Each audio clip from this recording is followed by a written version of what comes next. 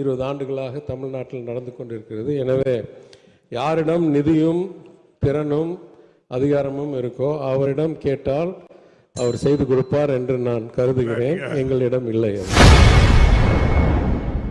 கடலூர் சட்டமன்ற உறுப்பினர் எழுப்பிய கேள்விக்கு எனது துறைக்கு குறைவான நிதி மட்டுமே ஒதுக்கப்படுகிறது என்றும் நிதி திறன் மற்றும் அதிகாரம் உள்ளவர்களிடம் கேட்க வேண்டியதை கேட்டால் கிடைக்கும் என அமைச்சர் PTR தியாகராஜன் சட்டமன்றத்திலே உடைத்து பேசியுள்ளது பரபரப்பை ஏற்படுத்தியுள்ளது. எனது கூடலூர் சட்டமன்ற தொகுதியில் வேலை வாய்ப்பினை உருவாக்கி தருவதற்கான எந்த நிறுவனங்களும் இல்லை.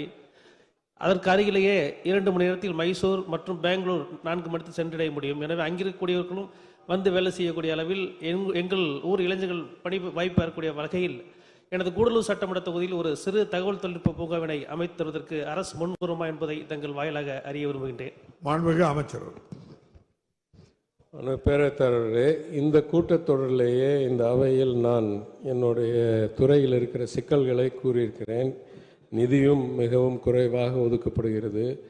மற்ற மாநிலங்கள் போல் எல்லா தகவல் தொழில்நுட்ப பூங்காக்களும் எங்கள் துறையில் செயல்படுறதில்லை. ஒரு சின்ன பங்கு தான் இந்த எல்கோசஸ் மட்டும்தான் எங்கள் துறையில் செயல்படுது.